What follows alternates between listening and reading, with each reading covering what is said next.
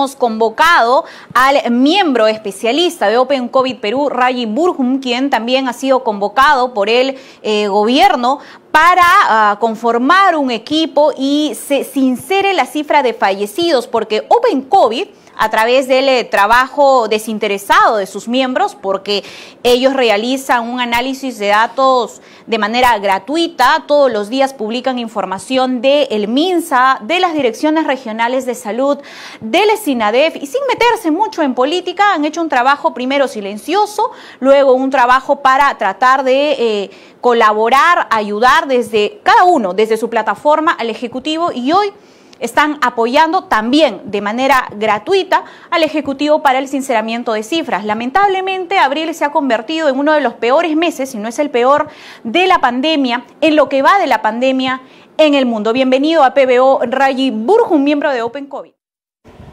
Hola, ¿qué tal? Buenos días. Cuéntanos, Rayi, ¿por qué abril se ha convertido en el peor mes de la pandemia? ¿Cuáles son los factores que han hecho que este mes sea terrible para Lima, para el interior de nuestro país? Bueno, creo que algo que hemos estado informando desde Open COVID eran las tendencias que existían desde finales de noviembre y comienzos de diciembre del año pasado, ¿no? Lo que ha sucedido es básicamente un aumento consistente durante todo el mes de enero, durante todo el mes de febrero, relativamente hasta casi el 19 de febrero, ¿no? Este año, donde llegamos a 1.088 muertes diarias. Después de eso, lo que ha habido es una pequeña tendencia en bajada y de nuevo en subida y de nuevo en bajada, pero estamos en un pico, digamos, el más alto de toda la pandemia durante todo el mes de marzo, durante todo el mes de abril, y eso, pues sumando todos los números, obviamente si estás en los picos más altos durante todo un mes completo, pues vas a tener el peor mes de la pandemia, ¿no? Aquí en el programa, Rayi, nos hemos comunicado con directores regionales de salud del interior del país, con periodistas, con autoridades locales. Se habla, Rayi, del colapso de los cementerios, por ejemplo, en Lambayeque, en Ica, en Huancavelica, solo por mencionar 3 lugares de nuestro país. ¿Por qué tenemos todavía este desfase de información entre las propias direcciones regionales de salud y el MINSA? Todavía no lleguemos al SINADEF. ¿Por qué se da? Esa es una excelente pregunta y también es el foco de estudio de atención que estamos haciendo con este grupo de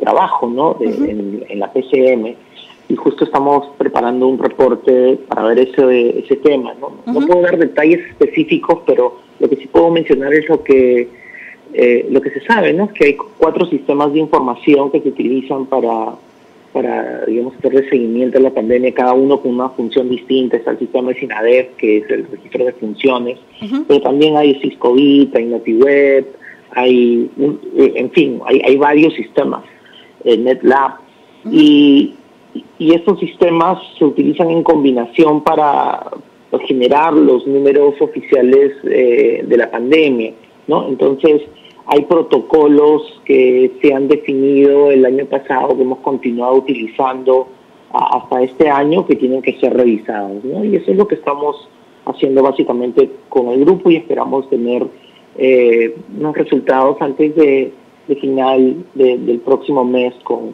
recomendaciones que vamos a presentar en un reporte. O sea, al final lo que se ha tratado es un desorden entre digamos, un desorden y un desacuerdo entre los procedimientos que se utilizan en las regiones y el MINSA, ¿no? Entonces hay que generar un protocolo nuevo, que esté revisado y consistente para que no haya estos problemas. ¿Y por qué se ha esperado tanto para eso? He visto en las plataformas de cada uno de los miembros de Open COVID recomendar transparencia, unificar el protocolo, incluso para el padrón de vacunación. También recuerdo haber leído recomendaciones en tus cuentas, en redes sociales, Rayi, sobre tener un padrón único, sobre de qué manera actualizar la información y a través incluso de qué sistemas, ¿no? Ustedes son además especialistas en el tema computacional. Explícanos un poco o de repente tu opinión sobre por qué se ha esperado tanto o cuáles han sido los criterios que se han tomado previo a esta convocatoria ahora a los miembros de este importante grupo como...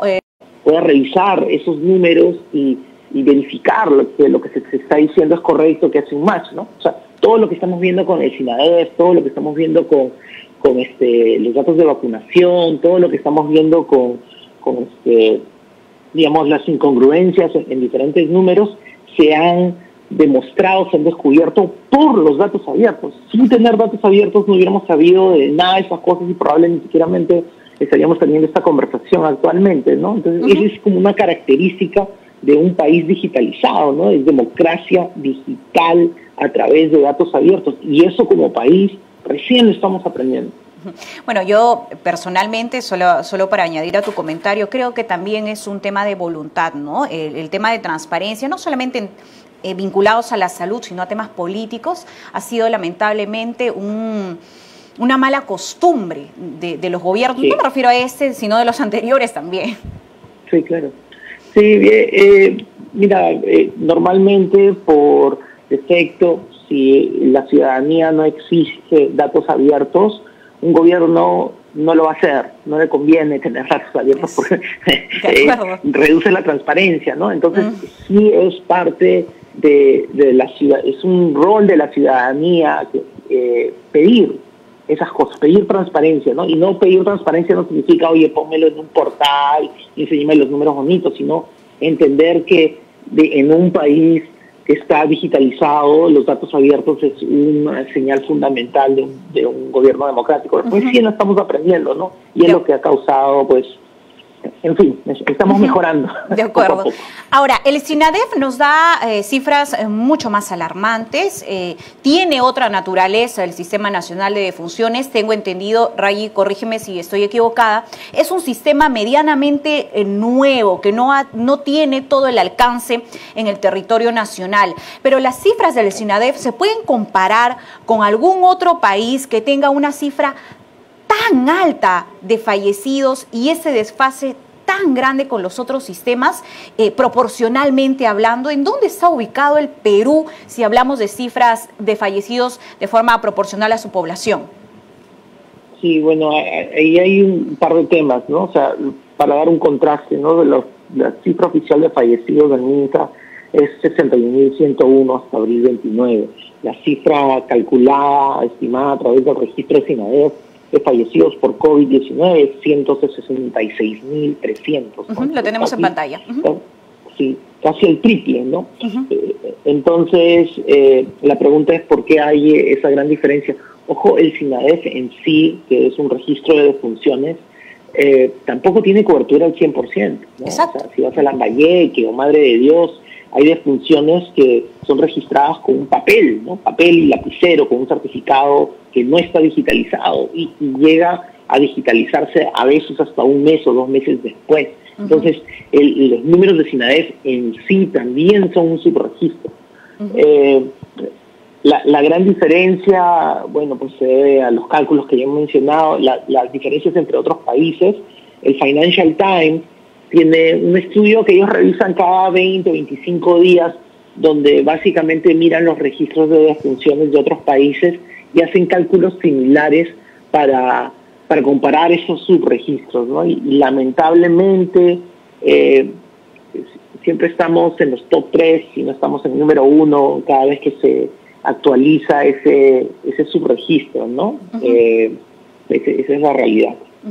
De acuerdo. Muchísimas gracias, Rayi. Continúa con tu trabajo.